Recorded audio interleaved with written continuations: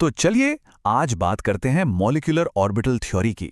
इसे एक तरह का क्वांटम डैशबोर्ड समझिए, एक ऐसा टूल जो हमें मॉलिक्यूल्स के छिपे हुए व्यवहार को समझने में मदद करता है और ये बताता है कि हमारे आसपास की दुनिया क्वांटम लेवल पर असल में कैसे काम करती है। चलिए सीधे एक बहुत ही दिलचस्प सवाल से शुरू करते हैं। जब लिक्विड ऑक्सीजन को दो पावरफुल मैग्नेट्स के बीच डाला जाता है तो वो वहीं चिपक जाती है, लेकिन ऐसा होता क्यों है? केमिस्ट्री के जो सिंपल मॉडल्स हैं जैसे कि लोएस्ट स्ट्रक्चर्स, वो तो इसका जवाब दे ही नहीं पाते। उनके हिसाब से तो ऑक्सीजन के सारे इलेक्ट्रॉन्स पेयर्ड यानी जोड़ियों में होने चाहिए, और इसका मतलब हुआ कि उसे मैग्नेट से दूर भागना चाहिए, ना कि उसकी तरफ आकर्षित होना चाहिए। तो फिर आखिर यहाँ चल क्या रहा है? इसी पहेली को सुलझाने के लिए हमें एक ज्यादा पावरफुल टूल चाहिए, और वो है मॉलिक्यूलर ऑर्बिटल थ्योरी। यही है हमारा क्वांटम डैशबोर्ड। ये थ्योरी सिर्फ ये नहीं बताती कि एटम्स जुड़ते कैसे हैं, बल्कि ये भी बताती है कि उनके इलेक्ट्रॉन्स एनर्जी लेवल्स में कैसे सेट होते हैं, और यही बात सीधे सीधे उनकी मैग्नेटिक प्रॉपर्टीज तय करती है। ये डैशबोर्ड हमें बताएगा कि अंदर असल में हो क्या रहा है। तो ये है हमारा आज का रोड मैप। हम ऑक्सीजन की पहेली से शुरू करेंगे, फिर अपने डैशबोर्ड को बनाएंगे, समझेंगे कि क्वांटम विभाजन और एनर्जी लैडर क्या है। फिर हम सीखेंगे कि बॉन्ड ऑर्डर और मैग्नेटिज्म जैसे गुणों का पता लगाने के लिए इन डायल्स को कैसे पढ़ना है। और आखिर में हम इसी डैशबोर्ड का इस्तेमाल करके ऑक्सीजन की पहेली को सुलझाएंगे और ज़रूरी बातों को दोहराएंगे। तो चलिए शुरू करते हैं। तो अपना डैशबोर्ड बनाने का पहला कदम है सबसे बुनियादी कॉन्सेप्ट को समझना। जब एटम्स मिलकर एक मॉलिक्यूल बनाते हैं तो उनके ऑर्बिटल्स का क्या होता है? ये कोई मामूली मिक्सिंग नहीं है, बल्कि एक पूरा ट्रांसफॉर्मेशन है।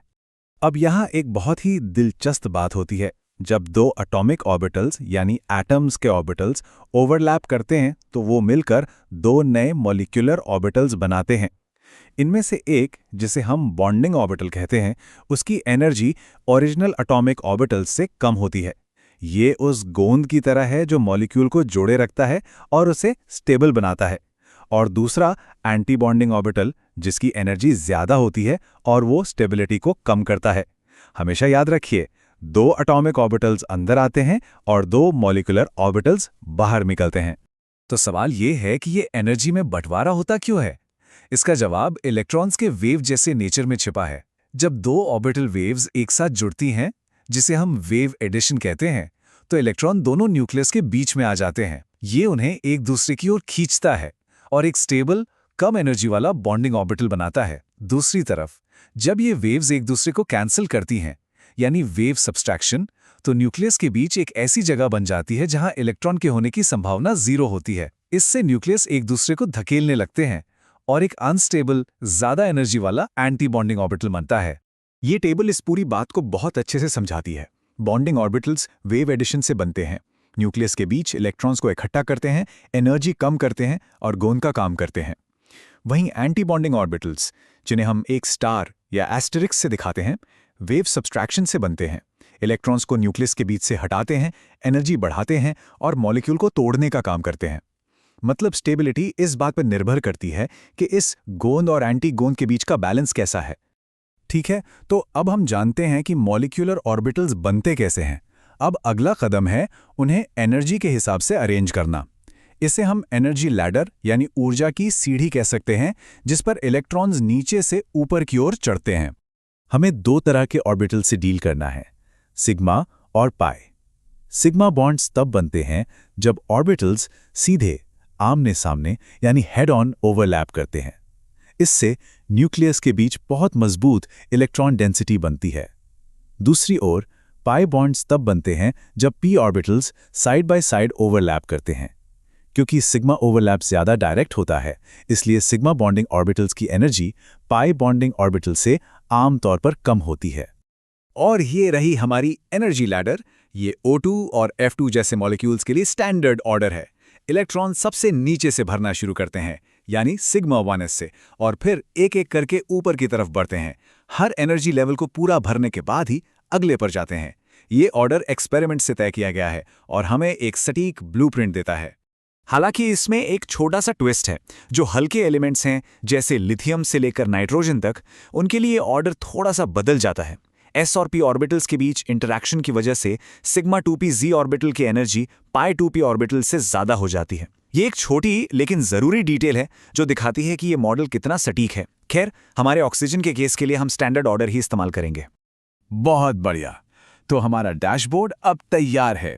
हमारे पास एनर्जी लैडर है। अब सीखते हैं कि इसके डायल्स को कैसे पढ़ें ताकि हम मॉलिक्यूल के बारे में असल और काम की जानकारी निकाल सकें। पहला और सबसे ज़रूरी डायल है बॉन्ड ऑर्डर कैलकुलेटर। एक सिंपल सा फॉर्मूला है जो हमें बताता है कि दो एटम्स के बीच का बॉन्ड कितना मजबूत है। क्या वो सिंगल है, डबल है या ट्रिपल है। ये मॉलिक्यूल की स्टेबिलिटी का भी एक बहुत बड़ा इंडिकेटर है। ये फॉर्मूला दिखने में भले ही सिंपल हो, लेकिन इसके पीछे का आइडिया बहुत पावरफुल है।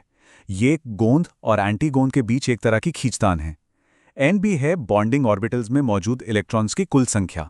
ये हमारे गोंद वाले इलेक्ट्रॉन्स हैं जो मॉलिक्यूल को जोड़े रखते हैं।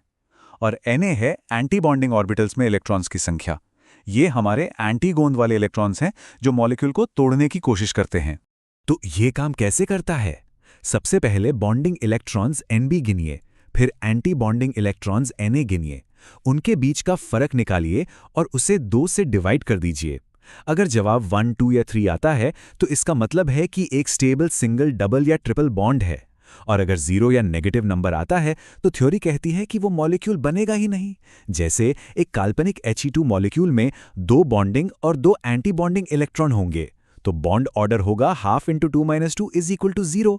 इसीलिए He2 मॉलिक्यूल असल में होता ही नहीं। हमारे डैशबोर्ड पर अगला डायल है मैग्नेटिज्म टॉगल, और ये हमारी शुरुआती पहेली का सीधा जवाब है। नियम बहुत सरल है। अगर किसी मॉलिक्यूल में अनपेयर्ड इलेक्ट्रॉन्स हैं, यानी ऑर्बिटल्स में अकेले बैठे हुए इलेक्ट्रॉन्स, तो वो पैरामैग्नेटिक होगा और मैग्नेटिक फील्ड की तरफ खींचेगा। और अगर सारे इलेक्ट्रॉन्स पेयर्ड हैं, यानी जोड़ियों में हैं, तो वो डायामैग्नेटिक होगा और मैग्नेटिक फील्ड से थोड़ा दूर भागेगा। तो ठीक है, अब वो पल आ गया है जिसका हम इंतजार कर रहे थे। हमने अपना क्वांटम डैशबोर्ड बना लिया है। अब इसका इस्तेमाल करके ऑक्सीजन के रहस्य को हमेशा के लिए सुलझाने का वक्त है। एक ऑक्सीजन एटम में 6 वैलेंस इलेक्ट्रॉन्स होते हैं, यानी सबसे बाहरी शेल के वो इलेक्ट्रॉन्स जो बॉन्डिंग में हिस्सा लेते हैं। तो O2 मॉलिक्यूल में कुल 12 वैलेंस इलेक्ट्रॉन्स हुए। चलिए अब इन्हें हमारी एनर्जी लैडर में एक एक करके भरते हैं। सबसे नीचे से शुरू करते हैं। 2 सिग्मा 2s में, 2 सिग्मा स्टार 2s में, फिर 2 सिग्मा 2pz में। अब हमारे पास 6 इलेक्ट्रॉन बचे। इनमें से 4 पाई 2p ऑर्बिटल्स में चले गए। अब बचे आखिरी 2 इलेक्ट्रॉन्स, ये जाएंगे पाई स्टार 2p ऑर्बिटल्स में। और यहां हम हुंड के नियम को फॉलो करेंगे, जो कहता है कि इलेक्ट्रॉन्स एक ही एनर्जी वाले ऑर्बिटल्स में पहले अकेले अकेले जाते हैं और उसके बाद ही जोड़ी बनाते हैं। तो एक इलेक्ट्रॉन जाएगा पाई स्टार 2px में और दूसरा पाई स्टार 2py में। और अब अपने डैशबोर्ड के डायल्स को पढ़ते हैं। सबसे पहले बॉन्ड ऑर्डर। बॉन्डिंग ऑर्बिटल्स में 10 इलेक्ट्रॉन है और एंटी बॉन्डिंग में 6, तो बॉन्ड ऑर्डर हुआ ½ 10 - 6 = 2। ये हमें बताता है कि ऑक्सीजन में एक स्टेबल डबल बॉन्ड है जो हम पहले से जानते थे, लेकिन असली बात अब है। दूसरा रीडआउट मैग्नेटिज्म। उन सबसे ऊपर वाले 2 इलेक्ट्रॉन्स को देखिए, वो अलग अलग ऑर्बिटल्स में हैं, वो अनपेयर्ड हैं, और इसका मतलब है कि मॉलिक्यूलर ऑर्बिटल थ्योरी ये प्रिडिक्ट करती है कि O2 पैरामैग्नेटिक है, और यही तो हम एक्सपेरिमेंट में देखते हैं। पहेली सुलझ गई। यही इस थ्योरी की असली ताकत है। ये सिर्फ किताबों में पढ़ने की चीज़ नहीं है। ये एक ऐसा मॉडल है जो असलियत को बिल्कुल सटीक तरीके से बताता है, खासकर उन जगहों पर जहां सिंपल मॉडल्स पूरी तरह फेल हो जाते हैं। यह हमें मॉलिक्यूल्स के व्यवहार की एक गहरी क्वांटम मैकेनिकल समझ देता है। ठीक है, तो चलिए आज हमने जो कुछ भी सीखा है उसे एक छोटे से टूल किट में समेट लेते हैं, ताकि ये क्वांटम डैशबोर्ड आपके साथ रहे। तो ये हैं मुख्य बातें। याद रखिए, एटॉमिक ऑर्बिटल्स मिलकर बॉन्डिंग यानी स्टेबल और एंटी बॉन्डिंग यानी अनस्टेबल मॉलिक्यूलर ऑर्बिटल्स बनाते हैं। बॉन्ड ऑर्डर का फॉर्मूला है ½ Nb - Na, जो स्टेबिलिटी और बॉन्ड की मजबूती बताता है। और आखिर में मैग्नेटिज्म का पता लगाने के लिए बस अनपेयर्ड इलेक्ट्रॉन्स को ढूंढिए। ये रहा आपका पूरा डैशबोर्ड एक ही जगह पर। तो हम इस चर्चा को एक आखिरी सवाल के साथ खत्म करते हैं। मॉलिक्यूलर ऑर्बिटल थ्योरी ने हमें दिखाया कि ऑक्सीजन मैग्नेटिक क्यों है, एक ऐसी प्रॉपर्टी जो आंखों से नहीं दिखती। ये हमें सोचने पर मजबूर करता है। अगर ये क्वांटम डैशबोर्ड ऐसे छिपे हुए राज खोल सकता है, तो मॉलिक्यूल्स की और कौन सी अनदेखी प्रॉपर्टीज, जैसे कि वो लाइट से कैसे इंटरैक्ट करते हैं या केमिकल रिएक्शंस में कैसे बिहेव करते हैं, हम इस पावरफुल टूल का इस्तेमाल करके उजागर कर सकते हैं। सोचने वाली बात है ना?